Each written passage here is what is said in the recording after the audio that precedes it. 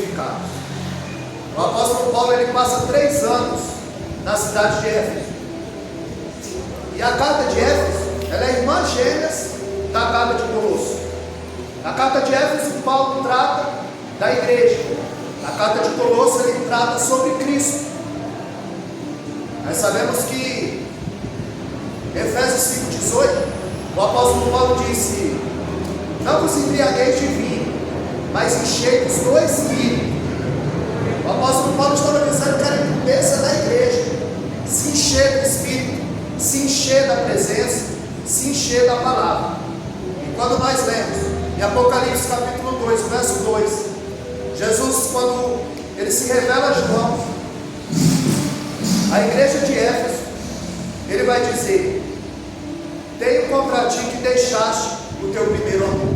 Ou seja, o amor esfriou. Paulo recomendou à igreja de Éfeso que não deixasse o amor esfriar. Quando Jesus aparece, Ele vai dizer: eu conheço o teu labor, o teu trabalho, eu conheço a tua doutrina, a tua ortodoxia. Ele está dizendo: eu conheço a tua paciência, a tua perseverança, mas eu tenho contra ti que deixaste o teu primeiro amor. Quando Paulo está em Éfeso, o Evangelho se espalha pela Ásia. Ou seja, a igreja pode ter obra, a igreja pode ter doutrina, a igreja pode ser perseverante, contudo, ela pode não ter amor. E Paulo estava dizendo: não sejam descuidados com o amor, porque para todas as igrejas Jesus tem o mesmo refrão: eu sei as tuas obras. Para todas as igrejas ele tem o mesmo refrão: quem tem ouvidos ouça o que o Espírito diz às igrejas. Porque para ouvir basta ter audição, mas para entender é necessário ter interesse. E ele estava dizendo que a incumbência da igreja não deixar o amor esfriar.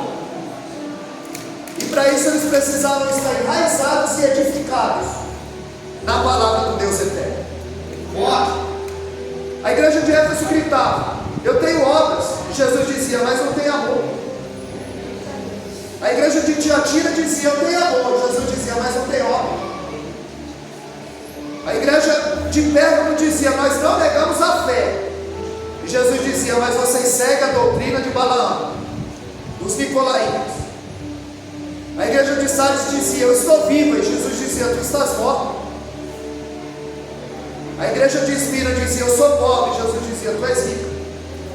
A igreja de Filadélfia dizia: eu sou fraca. E Jesus dizia: tu és forte, tu tens a mim.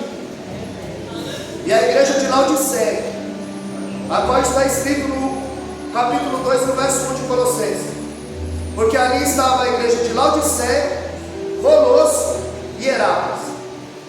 Paulo passa 3 anos em Éfeso, e ali se espalha o Evangelho sobre a Ásia. A igreja de Laodiceia dizia: eu sou rico. Jesus dizia: tu és pobre, cega, nu e miserável. Você tem que comprar ouro provado por mim no fogo. Você tem que ungir os seus olhos com o colírio do céu, para que vocês vejam. E eu vou dar veste, para que não apareça a vergonha da tua nudez. Ao invés de Jesus rejeitar essa igreja, Ele dá para ela colírio, veste. Ele expressa a sua misericórdia. E Herápolis, as águas frias. Colosso, as águas quentes. Elas vinham pelo aqueduto e se encontravam em Laodiceia. Ali havia as águas termais. É por isso que Apocalipse 3,16, Jesus disse: tu não é nem quente como a minha igreja, e nem é fria como o mundo, porque és morna, eu estou a ponto de vomitar-te da minha boca. Meu Deus! Quando Elias fala sobre isso em 1 Reis, capítulo 18, verso 21, ele diz: até quando cocheareis entre dois pensamentos? Ou é o mundo ou é a igreja? Ou seja, a igreja tem 2 interesses: uma na terra e outra no céu. Na terra ela está enraizada, no céu ela está edificada.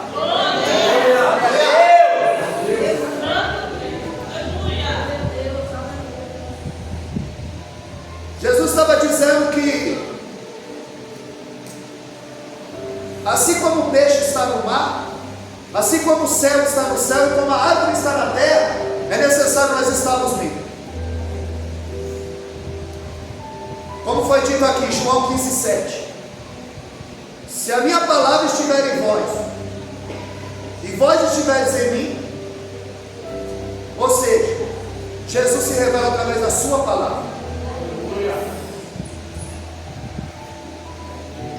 Porque se você tira o peixe da água, ele morre. Se você tirar a árvore da terra, ela morre. Se você tirar Cristo da sua vida, e são 3 mortes: espiritual, física e eterna. E o que nós estamos vendo? Que muita igreja já descarrilou. Mas a primeira vez que eu vim aqui eu amei, porque eu falei com o meu pastor presidente, o pastor Gilberto. Nós somos lá de Cumbica, da igreja Remanescentes da Promessa.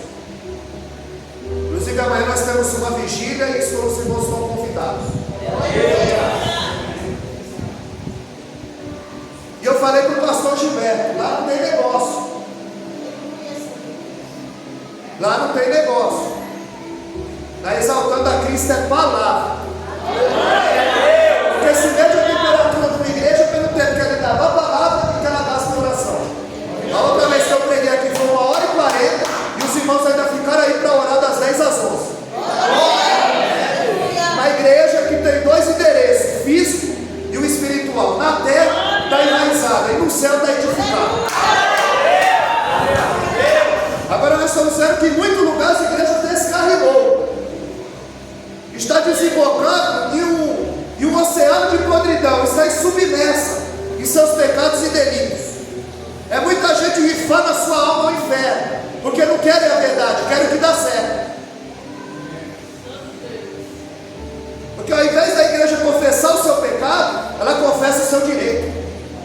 Ao invés dela orar por missão, ela ora por conforto.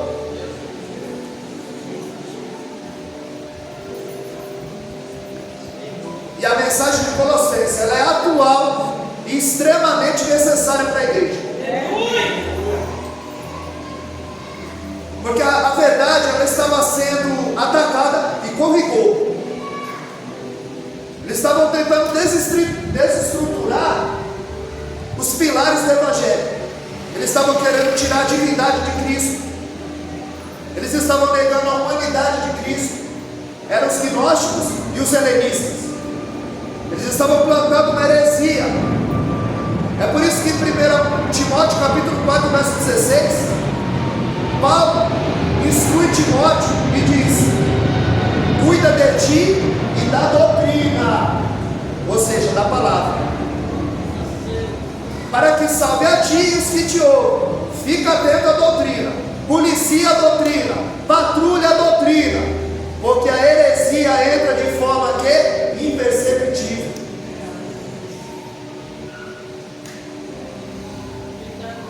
Eles estavam dizendo que se Jesus é Deus, ele não pode ser humano, e se ele é humano, ele não pode ser Deus. Eu estou convencido que a carta aos Colossenses ela é absolutamente pertinente aos nossos dias, no contexto onde é. A igreja precisa se posicionar diante de tantas falácias. Uma falácia é uma mentira transvestida de verdade. É uma mentira que parece verdade, é uma falácia. A igreja de Colosso, ela não foi fundada por Paulo. Aliás, essa foi a única igreja que não conheceu Paulo pessoalmente. Tanto que o texto diz: não viram o meu rosto em carne. Quando Paulo escreve essa carta, ele estava na prisão em Roma. O fundador dessa igreja é Epáfras. Paulo escreve da sua prisão para instruir essa igreja. Ele, que começou tendo cartas para matar crente, agora escreve carta para edificar crente, para exortar crente, para instruir crente.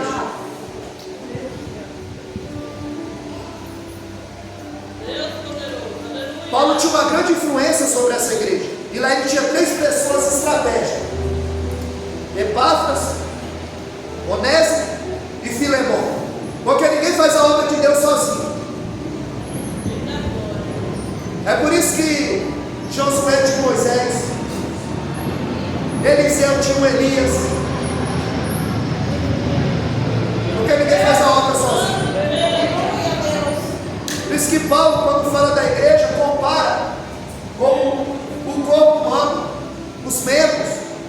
Porque são todos os membros trabalhando harmoniosamente em prol do bem-estar do corpo. Por isso que um prega, o outro louva, o outro lava o banheiro, o outro passa o pano na cadeira, e todos têm a sua importância. Porque aqui a pirâmide está de ponta cabeça, o maior é o que serve.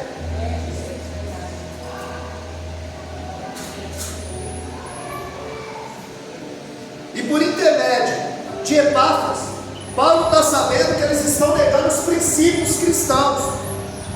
Está havendo um sincretismo, ou seja, mistura de religiões. Está havendo um ecumenismo. Eles querem colocar todas as religiões debaixo do mesmo guarda-chuva e dizer que todos os caminhos levam a Deus. Mas a Bíblia diz em Provérbios 12:14, que há caminhos para o homem que lhe parece direito, mas o final é o caminho da morte. Se Jesus não está nesse caminho, é beco sem saída.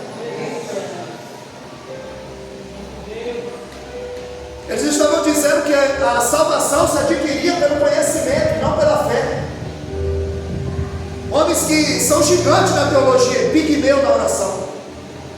Tem luz na mente, mas cinza no coração.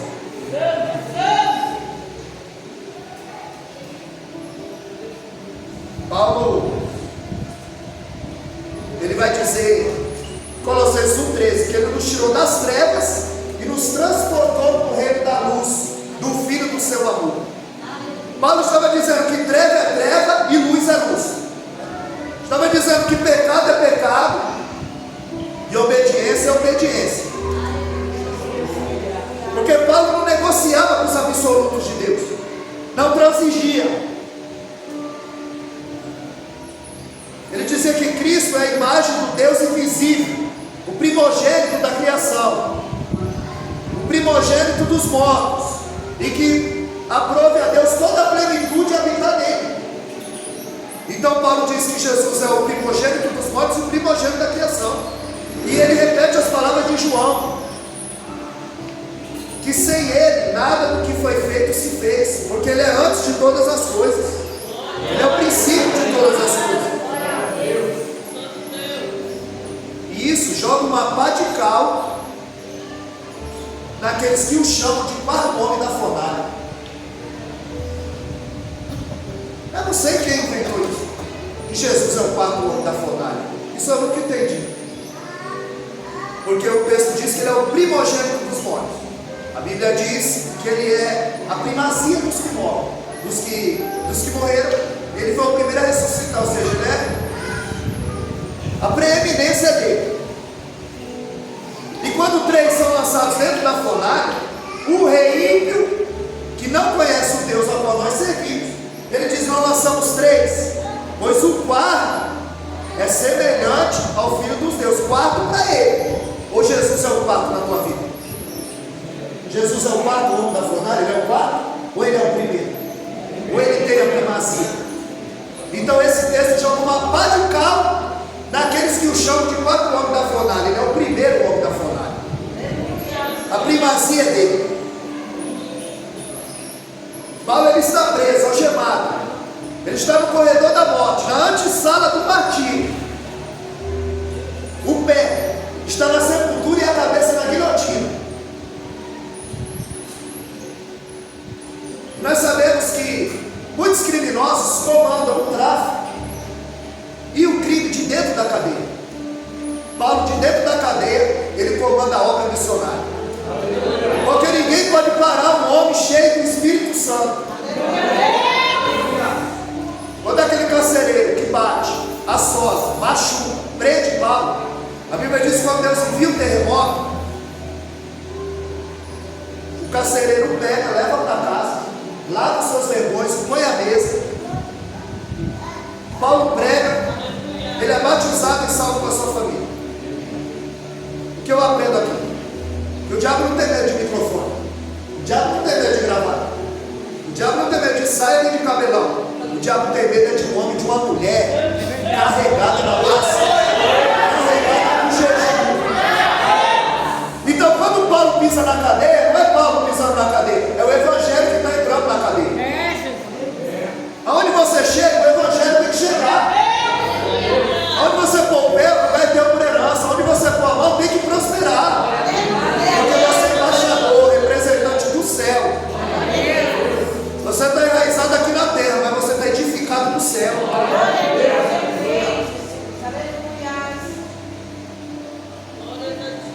Eu estava dizendo aos Colossenses: vocês precisam estar em Cristo, andarem com Ele, serem enraizados e edificados, e crescendo na graça. Ele usa 2 linguagens: enraizado, a linguagem do campo, e edificado, a linguagem da cidade, de edifício, de arquiteto. Está dizendo que o crente tem que ter raiz. Porque quando nós vemos Mateus 7, 24 em diante, a Bíblia diz que aqueles que ouvem as minhas palavras e não as praticam, Semelhar-me-ei ao homem que edificou a sua casa na rocha, onde desceu a chuva, correram os rios, sopraram o vento, combateram contra aquela casa, mas não puderam derrubar, porque ela tinha raiz, porque ela tinha sido edificada na rocha. E a outra semelhante estava na areia. Aquela grande foi a ruim, porque a chuva vai cair sobre os dois telhados, o vento vai bater com ímpeto nas duas paredes. Elas estão em pé, mas a gente só vai saber quando está enraizado e edificado é quando a adversidade bater na porta da tua casa, é quando a doença bater na porta da tua casa, é quando a morte levar alguém, ou Jesus recolher.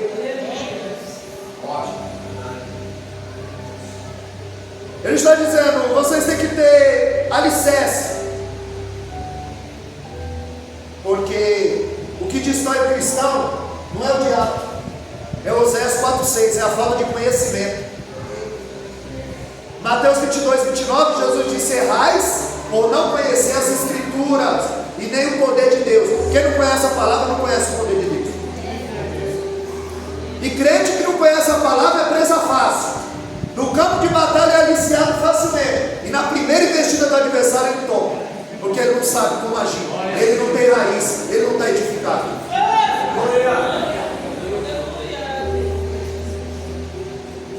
Aí ele está dizendo, vocês precisam crescer na graça, vocês precisam crescer para baixo, porque a gente só vê a igreja crescendo para o lado, mas indo para baixo, enraizando, edificando, e para cima. Como Jesus crescia em Lucas 2,52, ele crescia em graça, conhecimento e sabedoria diante de Deus, crescia na diagonal e na horizontal.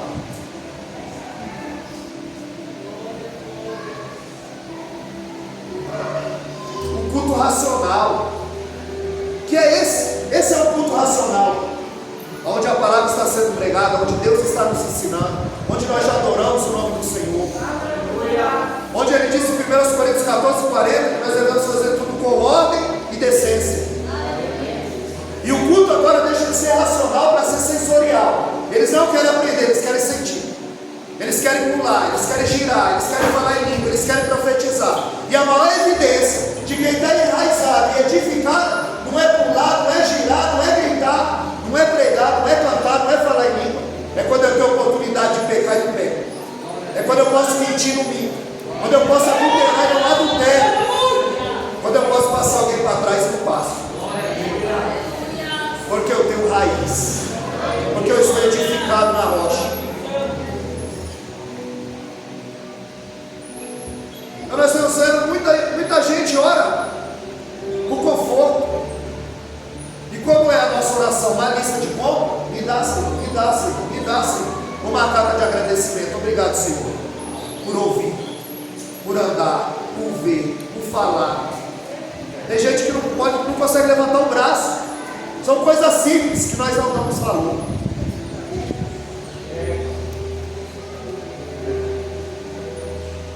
Então nós estamos vendo muita gente sendo atraída por bênçãos e não pela cruz. Estamos vendo muita gente correndo atrás da prosperidade e pouco atrás da santidade.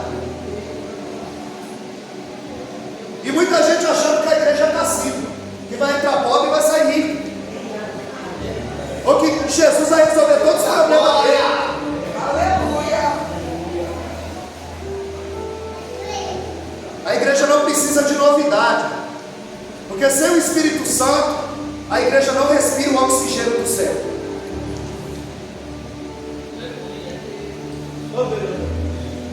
Nós estamos vendo um evangelho mirrado, crivado de erros, atrofiado, que promete conforto ao invés de renúncia,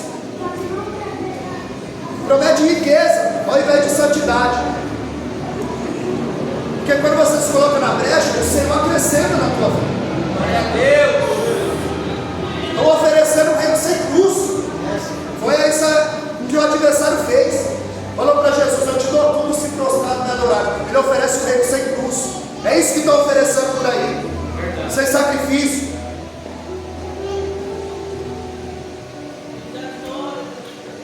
Nós estamos vendo o evangelho totalmente antropocêntrico. Nesse evangelho é Deus que está a serviço do homem. É Deus que tem que servir o homem e realizar os seus desejos. E esse evangelho tem ludibriado muitos obreiros. É extremamente antropocêntrico. É o homem que é o centro. Foi louvado aqui que ele cresça, que ele apareça. Em João 3,30 ele disse: é necessário que ele cresça e eu diminua. Mas há muita gente querendo aparecer. O pastor estava pregando, ele recebeu o bilhete. Pastor, eu quero louvar. O pastor estava pregando o segundo bilhete e o terceiro bilhete. Eu quero louvar. Acabou o culto, o pastor desceu. Pastor, você recebeu o bilhete? Eu recebi os três. Você não viu que eu queria louvar? Vi. Aí vou estar com a oportunidade, louva agora. Não, mas já foi todo mundo embora. Você não quer louvar, irmão, você quer aparecer. Tem muita gente que quer aparecer. Você pode louvar lá na tua casa. O teu público pode ser abraço, um ônibus, o teu trabalho. Mas a gente só está em evidência. E o reino o símbolo desse reino onde nós vamos morar é uma bacia na toalha. Agora é muita gente com o microfone na mão e pouca gente com a bacia na toalha na mão. E pouca gente para lavar o banheiro, passar o pano, limpar, abrir a igreja. É um evangelho que só atrai a multidão. Esse evangelho tem ludibriado muitos obreiros, engrossado a fileira do evangelho e gerado um povo fraco e doente, que não tem raiz. No primeiro vento ele cai, na primeira luta ele desvia. O evangelho que atrai a multidão, mas não reconcilia o homem com Deus. Muita gente entra na igreja, mas não nasce de novo, não muda de vida, não muda de caráter. Faz parte da igreja da terra e do céu. Está enraizado na terra, mas está edificado no céu. Tem o nome no rol de membro da igreja. Eu sou da exaltando a Cristo, e no livro da vida. São filhos de Deus, são filhos de crente, mas são filhos de Deus. São batizados na água do Espírito Santo. Então é muito barulho, e pouco arrependimento, é muito trovão e pouca chuva. É muito ajuntamento e pouco quebrantamento, pouca conversão. Colossenses 3,16, Paulo diz que a palavra habite em vós abundantemente. Em Colossenses 4,3 ele diz: ore por mim, para que seja aberta a porta da palavra. Ele está preso. Ele não pede para abrir a porta da prisão, mas da palavra. Porque não bastava só estar preso, ele ainda estava algemado ao soldado dentro da prisão. Só que aquele homem não estava algemado a Paulo, ele estava algemado ao Evangelho. Tanto que Filipenses 4,22, Paulo disse: o santo vos saúda, principalmente os da casa de César. Paulo ganhou a guarda pretoriana. Aí passa um ano, a gente não ganha uma alma. Aí passa um ano, a gente não convida ninguém para vir à igreja. E ele dentro da cadeia, ele está fazendo missão. E a gente tem toda essa liberdade, oportunidade, não faz. Paulo foi uma das 13 mentes mais brilhantes que o mundo já conheceu.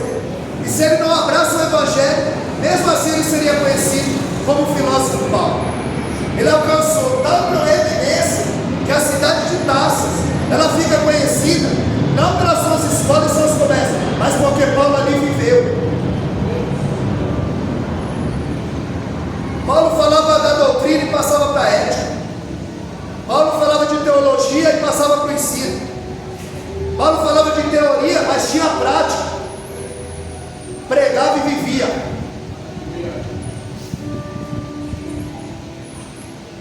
Quando Deus o encontra no caminho de Damasco, primeiro ele chama Ananias, fala: vai à rua direita, pergunta pelo nome chamado Saulo, e eis que ele está orando.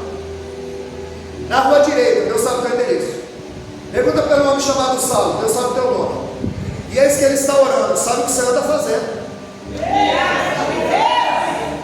E Atos 9,15 ele diz: vai, porque este é para mim o mais escolhido, e eu vou mostrar o que ele vai padecer por causa do meu nome. Ele não falou: vai porque eu escolhi, vou resolver os problemas dele. Vai porque eu escolhi, o que eu tenho para ele é chave, carro, anjo com bandeja de prata, dando vitória. Vou estar limpando o nome dele lá no SPC. Ele sujou e Deus tem que limpar o nome dele. É isso que eles querem ouvir. E a serpente engana Eva, porque a serpente fala o que Eva queria ouvir. Aí crente que não tem raiz e que não é edificado, aí quando Deus manda um mocotó desse, aí fala: ah, irmã Maria não veio hoje. Não é para irmã Maria não, é para nós, porque Deus só fala porque está presente. Deus só fala porque está presente. E primeiro é aqui, viu? Primeiro é aqui. Primeiro é aqui.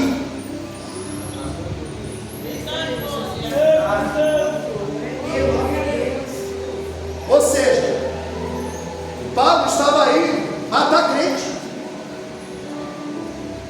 Paulo não estava indo encontro de Jesus. Foi Jesus que o encontrou. Paulo não se converteu, ele foi convertido.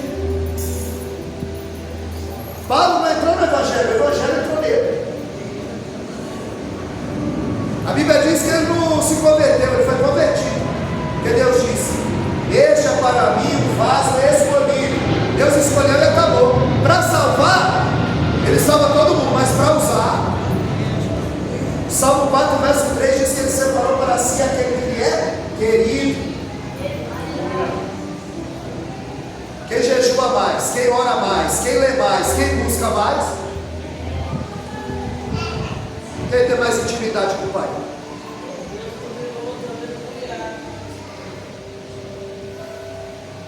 Ele só viu flecha. Ele só viu flecha. E ele já ficou cego. A Bíblia diz que ele caiu cego. E ele ouviu. Caiu, cego e ouviu. Tem gente que está de pé e não está ouvindo coisa que gente que está caída está ouvindo. Porque para ouvir basta ter audição, mas para entender precisa ter interesse. Não adianta estar aqui com a mente está lá. Tem que desligar, se ligar no céu, edificar no céu.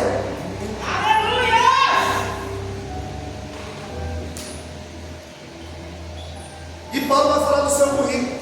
Filipenses capítulo 3, ele diz que foi circuncidado ao 8º dia, da linhagem de Israel, da tribo de Benjamim, hebreu dos hebreus, fariseu dos fariseus, segundo a lei, irrepreensível, zeloso.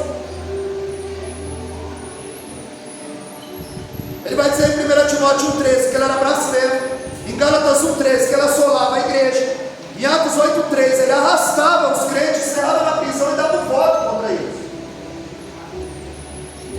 Ele estava presente na morte de Estevão, ele fazia parte do Sinédrio, e ele deu o seu voto para matar a Estevão. Estevão morre aos seus pés, ele guardava as vestes daquele apedrejando. Paulo não sabe, mas ele continuaria dali a mensagem do Evangelho. Porque o mensageiro muda, mas a mensagem é a mesma. O mensageiro muda, mas a mensagem é a mesma, enraizado e edificado. E Paulo era alguém que tinha raiz. Ninguém conseguia arrancá-lo de onde Deus o plantou. Paulo estava edificado como um edifício. Ninguém conseguia tirá-lo de onde Deus o chamou. Não tinha vento, não tinha luta, não tinha prova. Managaxé, Baside, Bababassi,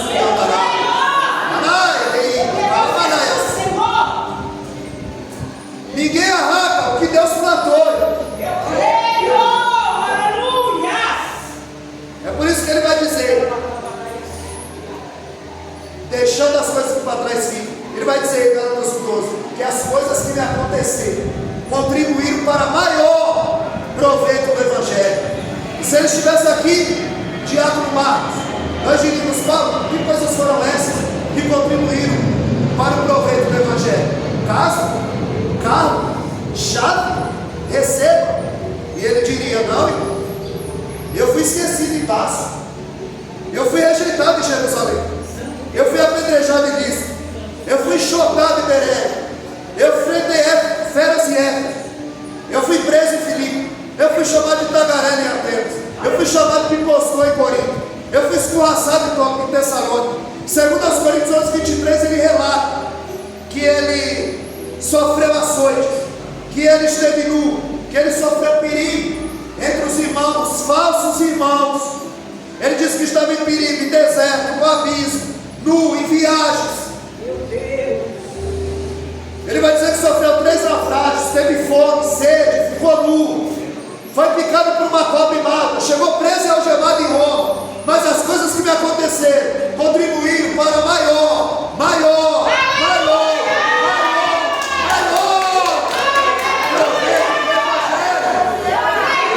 foi casa não, não foi chave não.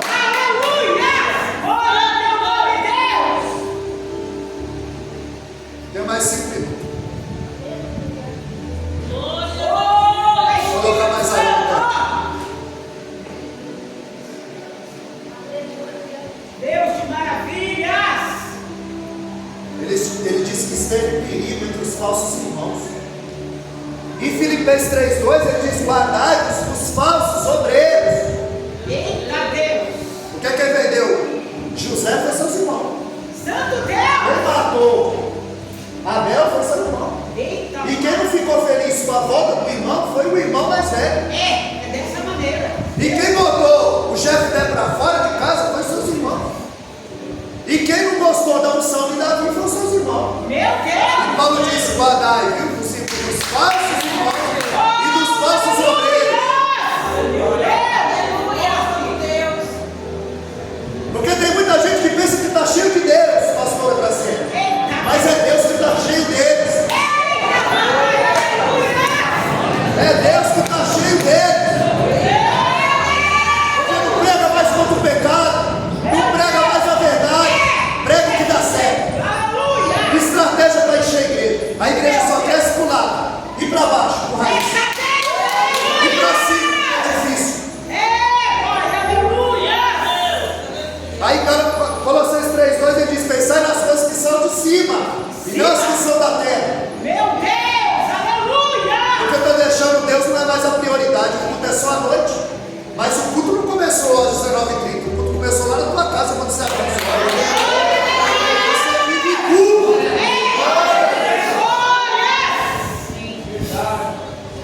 Aí Paulo diz: olha, é tempo de vocês se despirem do velho homem, mortificai os vossos membros, sai fora do pecado. Santo Deus! Ele fica na brecha, obedece ao Deus eterno. Oh, aleluia! Aí Hebreus 10:31 vai dizer que coisa horrível é cair na mão do Deus vivo.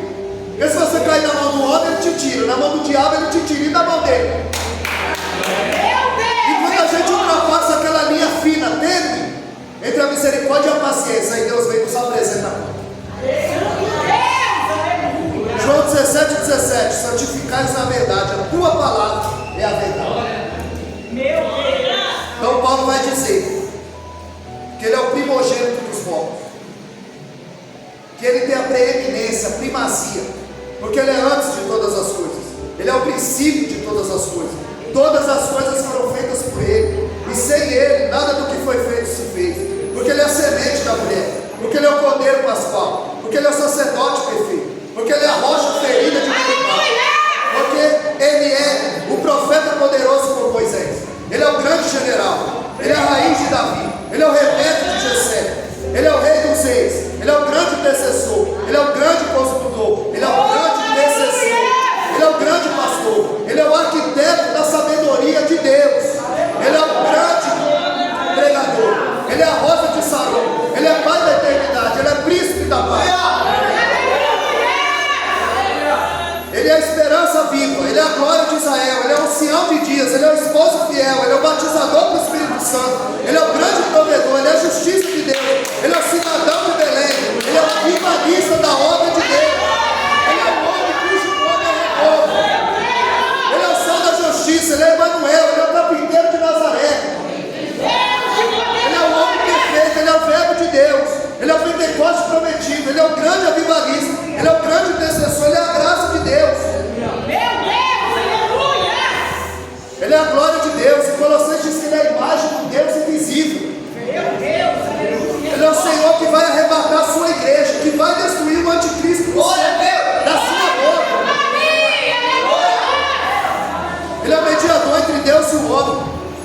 Ele é aquele que nos coroará. Ele é a fiel testemunha. Ele é o advogado fiel. Ele é o amor perfeito. Ele é o amado da igreja. Ele é o Senhor que virá com milhares de anjos. Ele é o alfa e o ômega. Ele é o princípio e o fim. O que está sentado sobre o trono. Os seus olhos como chama de fogo. O seu cabelo branco como a lã. Os seus pés como latão reluzente refinado na fornalha 7 vezes. Cingido no peito pelo cinturão de ouro. O que o segue são milhares, um exército vestido de branco. A sua língua é como uma espada afiada. Na sua mão ele tem uma vara de ferro para reger as nações. Ele está sentado no cavalo, ele virá sentado no cavalo branco.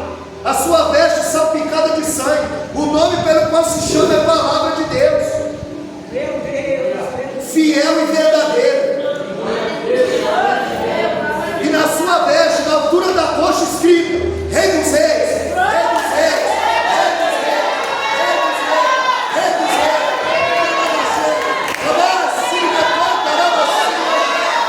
Rei dos Reis. Edificados e enraizados. Exaltando em Cristo tem 2 endereços, pastora Graciete: enraizada na terra e edificada no céu. Sabe a nossa